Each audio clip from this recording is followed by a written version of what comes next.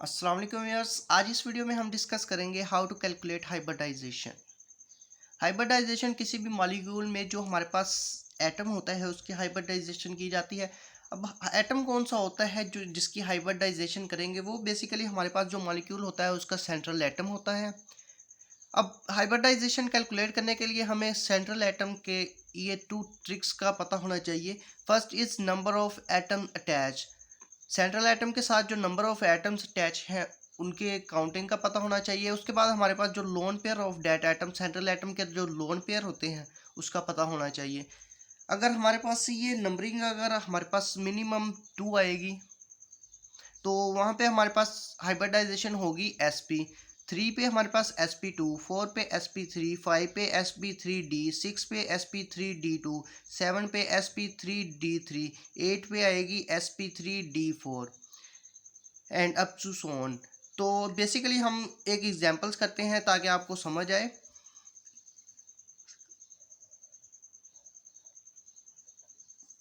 CH4,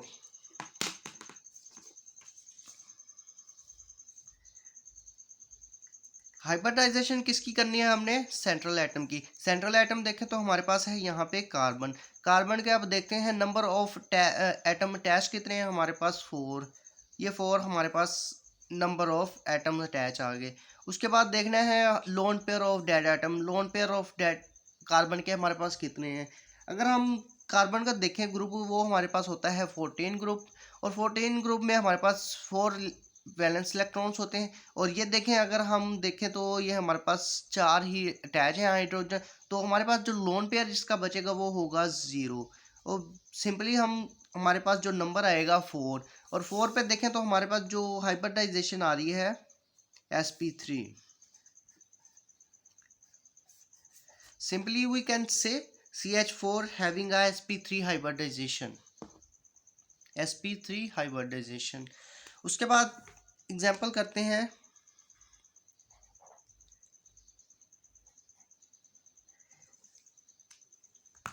second example है हमारे पास NH3। NH3 या देखें तो हमारे पास जो नंबर ऑफ सेंट्रल एटम कौन सा है? N। और नंबर ऑफ एटम अटैच कितने हैं हमारे पास? 3। प्लस लोन पेयर यहाँ पे देखें तो हमारे पास जो N है ये 15 ग्रुप का है। तो यहाँ पे देखें तो हमारे पास जो वैलेंस इलेक्ट्रॉन्स होंगे, वैलेंस इलेक्ट्रॉन्स जो होंगे वो हमारे पास होंगे 5, जिनमें से हमारे पास 3 अटैच हैं। 2 वैलेंस इलेक्ट्रॉन्स बच के और हमारे पास 2 valence electrons equal to 1 lone pair. ये आपने याद रखना है, 2 valence electron is equal to 1 lone pair. तो सिंपली हम यहाँ पे लिखेंगे 1 और हमारे पास जो नंबर आ जाएगा 4 अगेन आ गया। और 4 पे देखें तो हमारे पास जो हाइब्रिडाइजेशन आ रही है वो है sp3। तो simply NH3 also having hybridisation sp3। उसके बाद नेक्स्ट एग्जांपल करते हैं वाटर H2O।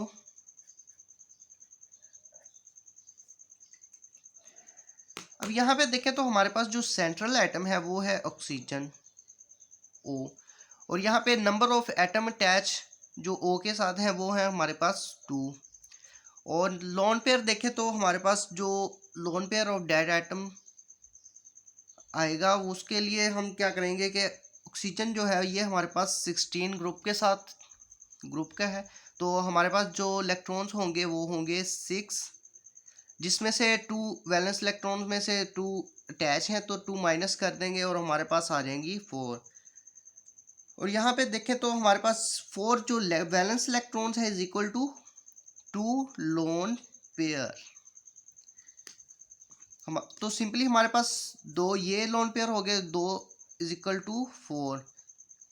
और 4 पे हमारे पास अगेन कौन सी हाइब्रिडाइजेशन बन रही है? sp3 hybridisation. तो सिंपली हम कह सकते हैं कि H2O having a hybridisation sp3। उसके बाद नेक्स्ट एग्जांपल देखते हैं।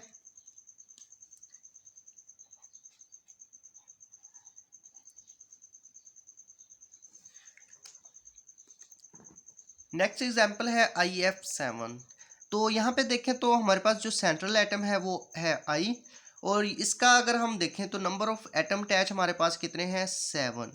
प्लस अब देखना है कि lone pair of that atom कितने हैं। लोन पेयर देखें तो ये आई जो है ये हमारे पास 17 ग्रुप का मेंबर है, तो 17 हमारे पास जो 7 वैलेंस इलेक्ट्रॉन्स हैं और 7 ही है हमारे पास एफ फ्लोरीन जो अटैच है। तो सिंपली हमारे पास जो लोन पेयर बचेगा वो होगा 0, और यहाँ पे हमारे पास नंबर आ गया 7 पे देखें तो हमारे पास हाइब्रिडाइजेशन आ रही है sp3d3।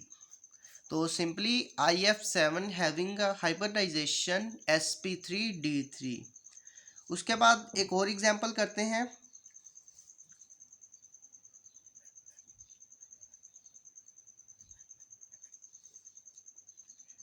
ये बेसिकली मैं आपको ग्रुप वाइज जो है हमारे पास 14, 15, 16, 17, और ये हमारे पास अब देखें ये लास्ट में आपको बताऊंगा, उसके बाद हम आयनिक करेंगे।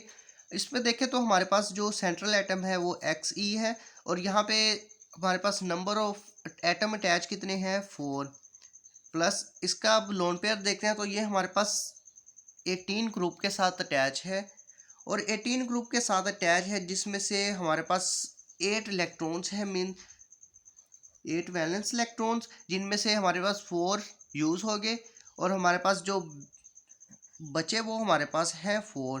तो 4 valence electron is equal to 2 lone pair. तो सिंपली 4 + 2 इज इक्वल टू 6, और 6 पे देखें तो हमारे पास हाइब्रिडाइजेशन आ रही है sp3d2। तो simply HCF4 having a hybridisation sp3d2। अब चलिए अब हम देखते हैं जो आइंस केस होते हैं उसमें हाइब्रिडाइजेशन कैसे कैलकुलेट करनी है। अब ये हमारे पास आ गया है आइन केस में, तो सेम जैसे कि हमने पहले किया था इसका भी हम ऐसे ही करेंगे। सबसे पहले हम देखेंगे इसका सेंट्रल एटम कौन सा है, उसके बाद सेंट्रल एटम के नंबर ऑफ एटम्स अटैच देखेंगे, फिर लोन पेयर देखेंगे। अब यहाँ पे देखें तो हमारे पास जो S है ये हमारे पास है सेंट्रल एटम, तो और इसके साथ हमारे पास जो नंबर ऑफ एटम अटैच है वो है हमारे पास 4 प्लस।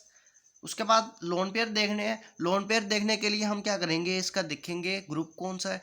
एस का हमारे पास सल्फर का हमारे पास ग्रुप है